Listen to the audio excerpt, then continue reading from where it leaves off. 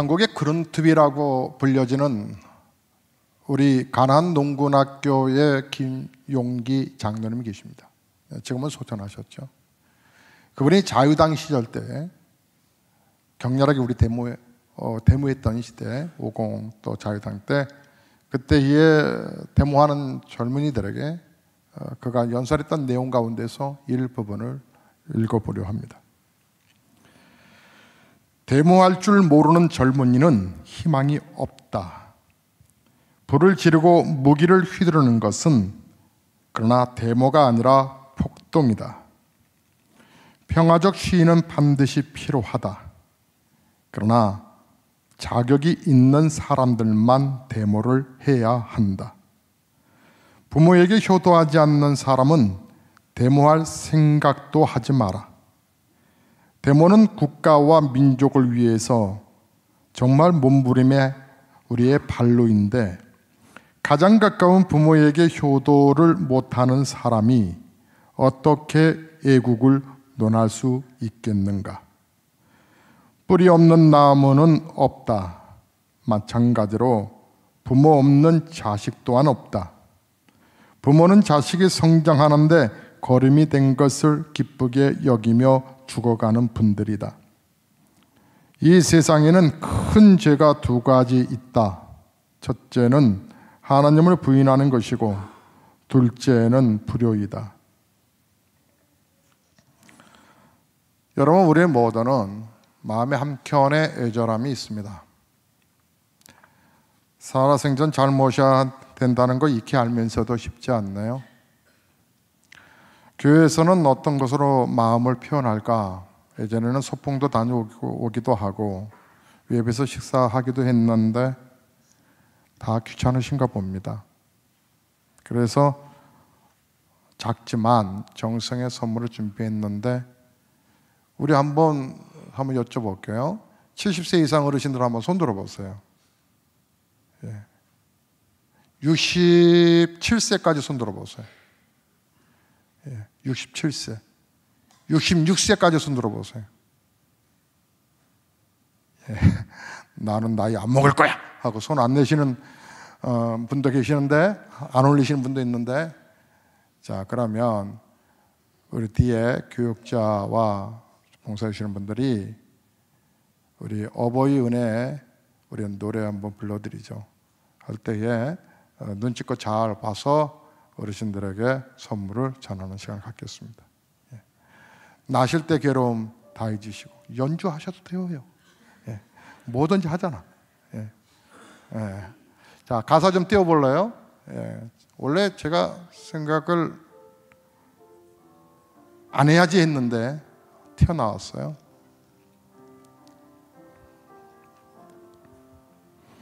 나 실제 괴로움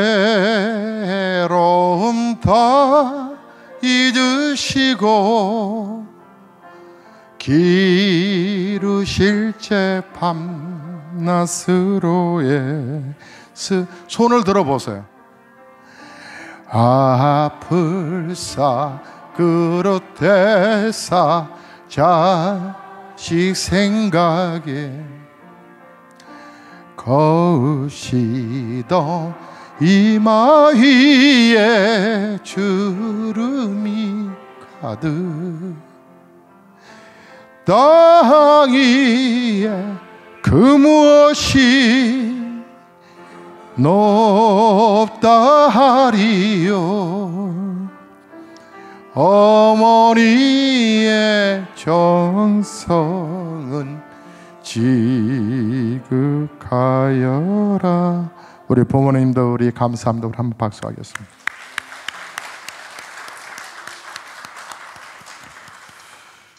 부모님에게 효도를 해야 한다라고 하는 것을 가리키는 것은 여러분 기독교만이 아니라 타 모든 종교들도 또 우리가 어려서부터 배움에서도 가르침을 받아왔습니다. 기독교와 일반적으로 효를 얘기했을 때에 그러면 목적은 같지만 그러나 그 격은 차이가 있다는 것을 여러분 아시는지요? 그 차이는 실로 엄청난 차이인데, 여러분 성경의 오늘 1절에서는 자녀들아 너희 부모에게 순종하라, 이것이 옳다. 그러나 그 앞에 주 안에서라고 하는 말씀을 하십니다. 그렇다면 주 안에서 부모에게 순종하는 것은 어떻게 하는 것일까? 부모를 향해 마음을 닫고 살아가는 사람들이 많아요. 우리 부모에게 내가 상처받았다는 거예요. 교인들 가운데서도 부모와의 관계가 깨진 분들 계시지요?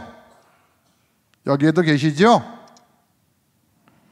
물론 거기에는 부모의 잘못이 있지요. 상처받았다고 하니까.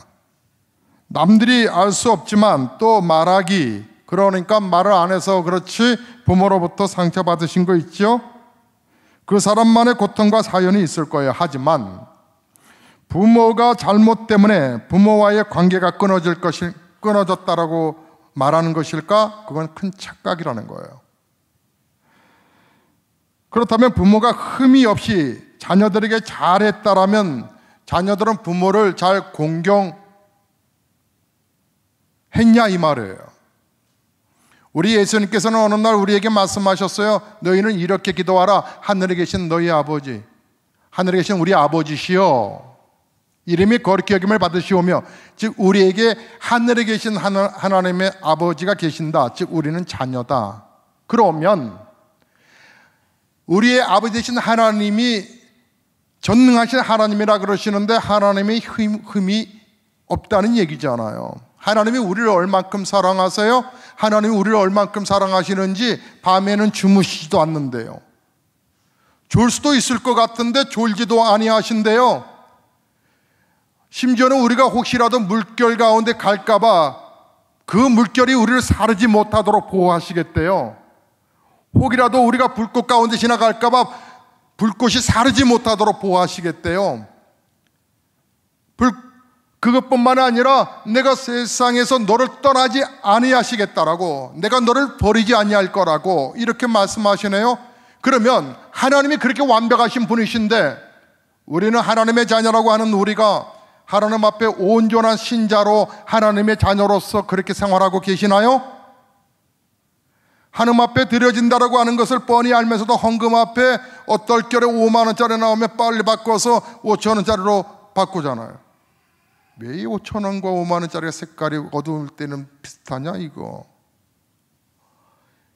여러분, 우리는 하나님이 완벽한 분이신데 하나님 앞에 우리가 정말 진실로 진실하게 온전히 서 있는 신자로 모습을 비춰줄 수 있을까요? 아니지요. 솔직하게 말하면.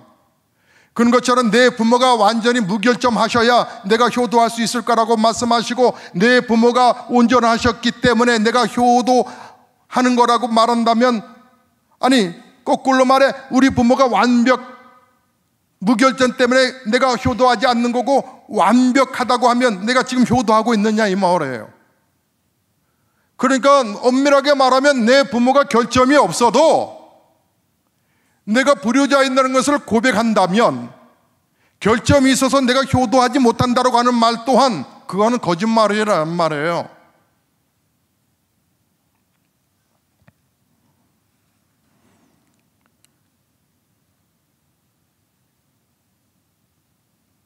완전하신 하나님 아버지에게도 우리가 효자가 아님을 보면서 부모님과의 문제가 꼭 부모의 결함과 허물과 부족한 때문이 아니라고 하는 것을 인정하셔야 한다고 하는 얘기죠.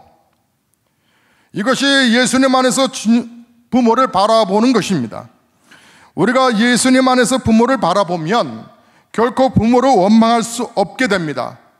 우리 가정에 상처가 있고 아픔이 있다면 부모의 죄냐 우리의 죄냐 할 것 없이 우리 모두의 죄이기 때문에 그렇습니다.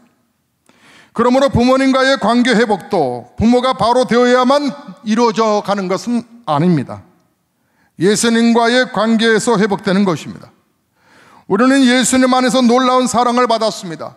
그리스도께서 우리를 위하여 십자가 못 박히시고 자기 몸을 속죄 제물로 주셨습니다. 그리고 하나님께서는 성령님 보내셔서 날마다 주님의 동행하시는 은혜를 경험하게 되고 하나님의 은혜 가운데 충만한 삶을 살 수 있도록 허락해 주셨습니다. 그렇다면 하나님의 놀라운 사랑을 받은 우리가 용서 못할 부모가 어디 계시며 사랑하지 못할 부모가 있겠냐는 겁니다. 여러분, 주 안에서 부모를 순종하다라고 하는 것은 내 감정과 내 의지, 내 이런 부분으로는 도저히 할 수 없는 내용들입니다. 여러분, 효자에게는 어떤 부모도 다 좋은 부모라고 했습니다. 효자의 눈에는 부모의 허물을 보이지 아니하고 감사할 것만 보이기 때문에 예수님 안에서 거듭난 성도에게도 부모는 좋은 부모가 됩니다.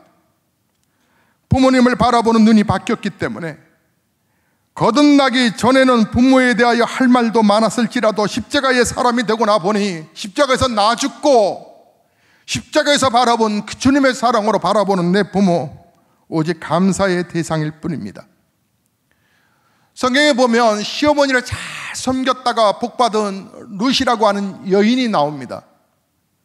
글쎄요, 그걸 복이라고 표현하기는 여러분이 한번 판단에 맡겨볼 텐데, 2번 결혼한 게 복일까? 남편이 죽었거든요.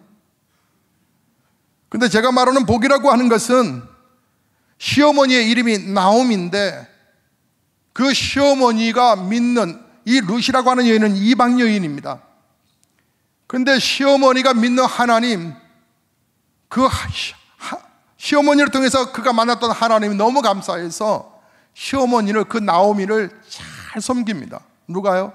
룻이요. 결국에는 그는 보아스라고 하는 한 남성을 만나게 되고 이제 그가 새로운 인생의 출발을 하게 되는데 어머니가, 시어머니가 그렇게 기뻐합니다. 결국은 그는 예수님의 족보에 올라가는 여인이 되었습니다.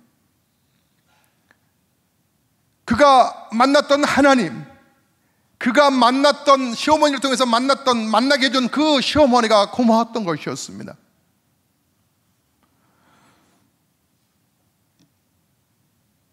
여러분, 우리는 예수 믿는 성도입니다. 크리스찬이라고 말하죠. 그리스도인이라고 말합니다.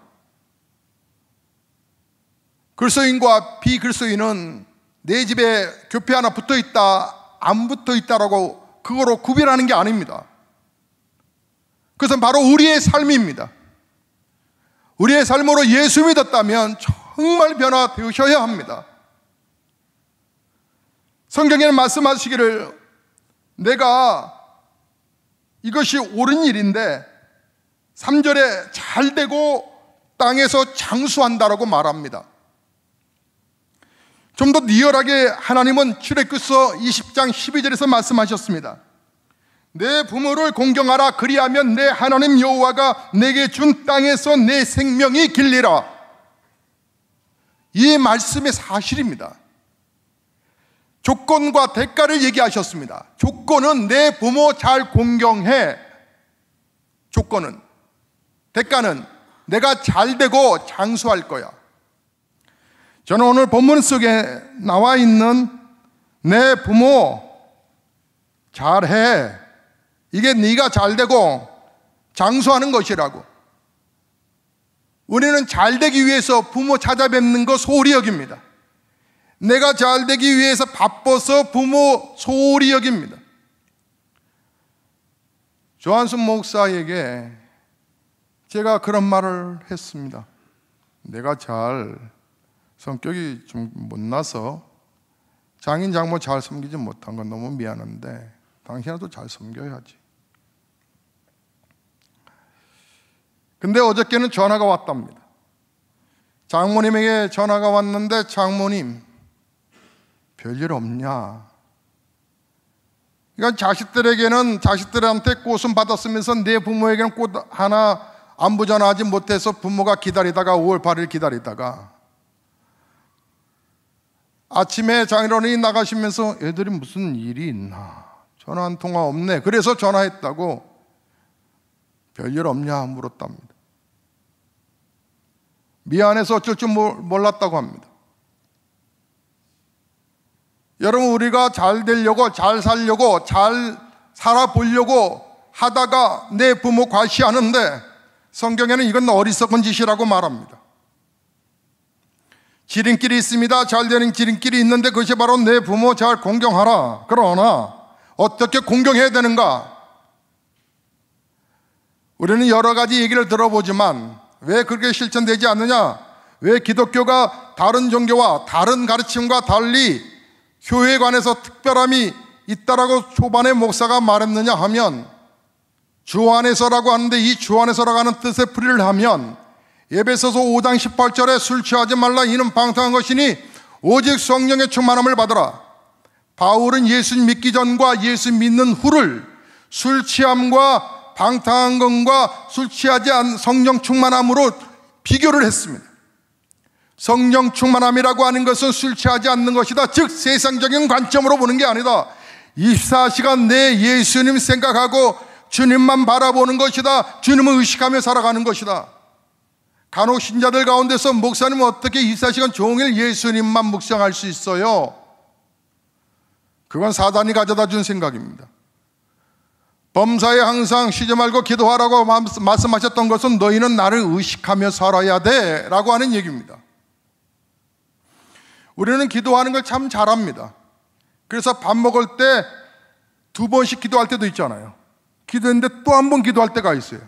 한술 먹고 얘기하다가 생각하다가 기도 안 한 줄 알고 또 해.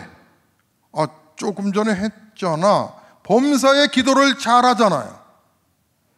그런데 우리가 의식해야 될 게 있습니다. 우리는 하나님의 은혜 가운데 성령의 인도하심 따라 살아가는 것입니다. BJ 외국어를 시작하는 것은 여러분, 세상이 열려가고 세상이 좁아져 가는 것을 목사가 확실하게 봤기 때문에 그렇습니다.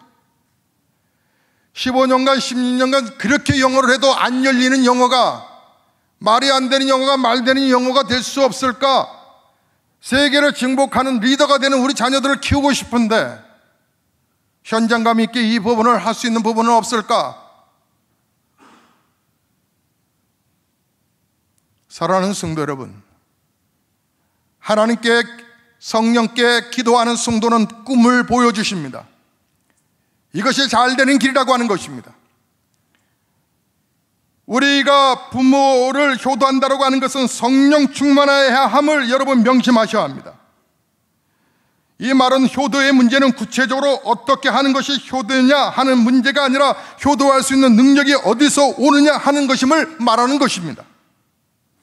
하나님께서는 우리에게 부모를 공경하라고 하는 것을 계명이라고 말을 했습니다. 그런데 오늘날 심각한 문제는 가짜 크리스찬들이 많아졌다는 것입니다. 가짜 목사, 가짜 신자들이 점점 많아져서 유대교주의를 따라가고 있다는 것입니다. 십계명의 하나님은 하나님 온전히 섬겨라, 나 외에 다른 신을 섬기지 말라는 말씀과 더불어서 십계명 안에 내 부모를 공경하라고 하는 말씀도 담아 놓으셨습니다. 그래서 유대인들은 이 말씀들을, 랍비들은 그들이 생활의 환경 속에 율법이라고 하는 것으로 더, 생활 율법이라고 하는 것으로 더 적용시켜 놨습니다.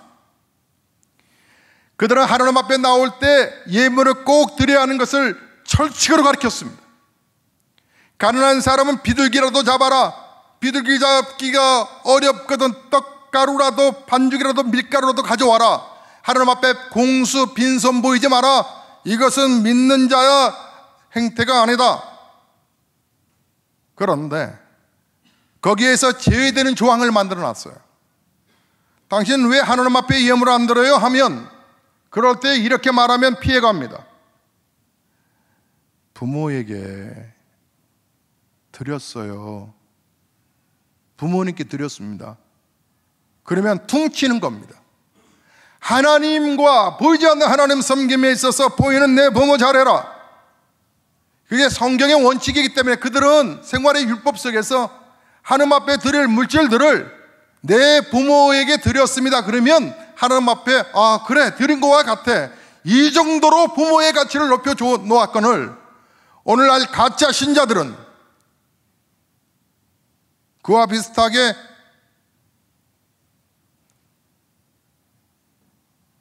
당시의 신자들이 왜 헌금 안 해요? 왜 하나님 앞에 이렇게 예물을 안 드려요? 내 부모님께 드렸다니까요.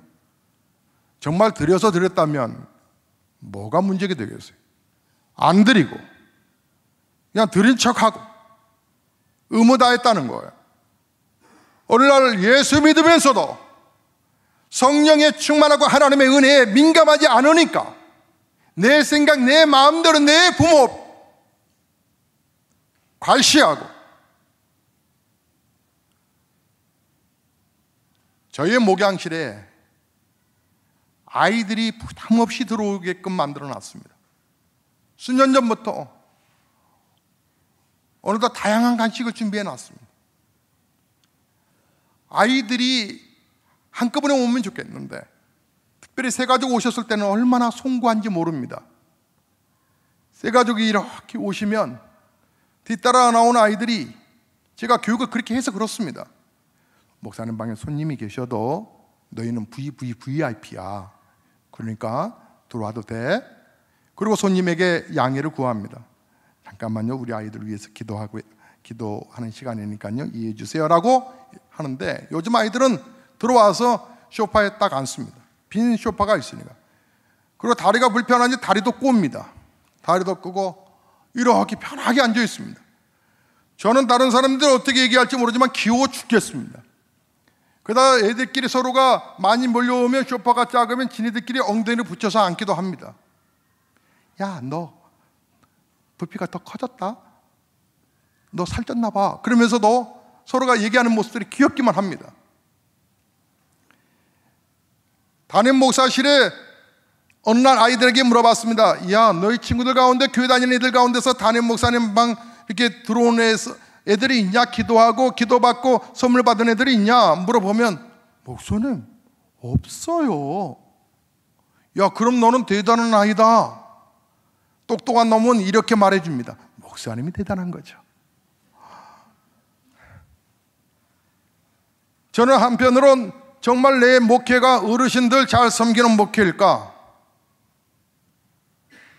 설교를 준비하면서 고민하게 됐습니다. 우리 아이들 3개월 후에 이제 외국 가는 아이들이 정말 능수능란하게 생활의 언어를 하는 것을 보고 나면 그때 고민하는 것이 하나 있습니다. 이달 말까지는 영어 책 갖다 놓는 영어 도서관 준비하고요, 3개월 후에는 고전무용 문화사역을 할까? 민속문화, 박동진 그 장로님처럼 창으로 예수님이 가라사대 하면서 창을 배우게 할까? 교회 안에서 하나님의 사랑과 하나님의 은혜가 유통되지 않는다면, 여러분, 교회 안에서부터가 흐트러졌다면 교회 바깥에는 더 엉망이 되겠죠. 여러분, 아무리 시대가 바뀌었어도 가정에서 자녀들이 부모를 거역하는 일은 우리가 허용해서는 안 될 영역일 것입니다. 로마서 1장을 보면 사도 바울은 당시의 상황을 아주 적나라하게 표현하기를, 죄 가운데 하나가 로마서 1장 28절에 하나님이 진노하시는, 진노를 사게 하는 죄가 있으니 여러 죄들 가운데서 부모를 거역하는 자요. 디모데후서 3장 1절에도 말씀하시기를, 말세 때가 되면 두드러지는 것이 있으니 내 부모를 거역하며. 제가 2부 예배 설교 때 이런 말씀을 드렸습니다. 부모들도 잘 기억하셔야 합니다. 부모가 자식에게 존경받지 못한다면 그 부모도 회개할 영역입니다. 저는 우리 자식들이 아빠 존경해요? 라고 들을 수 있는 아빠인지 모르겠습니다. 그런데 이 설교를 하는데 상당히 부담스럽습니다. 왜냐하면 두 놈이 앉아있기 때문입니다. 유치부 교사이기 때문에 2부 예배에 나왔던 것 같습니다. 한 놈은 딴 데로 생이라고 나온 것 같고요. 근데 예배 끝났습니다. 손님들과 함께 인사를 하는데 그 둘째 놈이 저한테 다가와서 저를 끌어안으면서 이렇게 말을 했습니다. 아빠, 참고로 26임을 말씀드립니다. 아빠, 존경해요, 사랑해요 표현하는데 제가 확 더 끌어당겼습니다.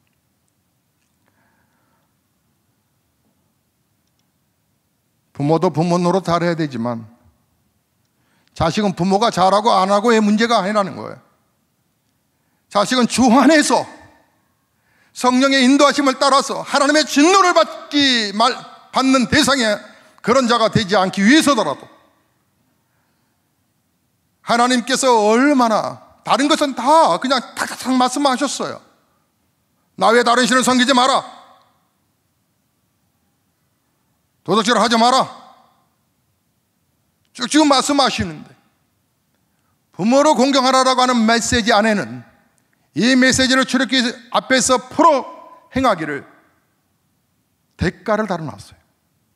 그리하면 내가 잘되고 장수할 것이다.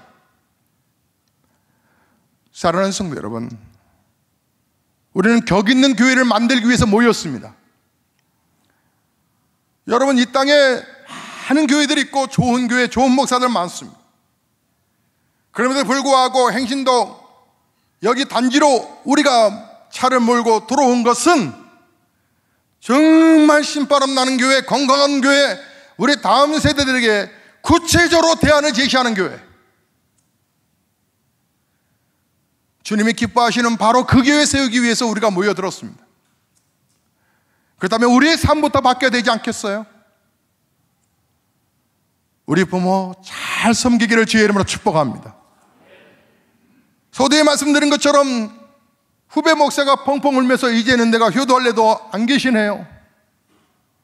부모가 먼저 떠나신 분들은 교회 안의 성도님들, 또 장인, 장모님, 시어머니, 시아버지 잘 섬겨야 되겠죠. 우리 서로 이렇게 알콩달콩 믿음 생활 잘하다가 하나님 나라 갔을 때에 잘했다라 칭찬받는 우리 모두 되시기를 주의 이름으로 축복합니다. 찬송으로 우리의 마음을 담겠습니다.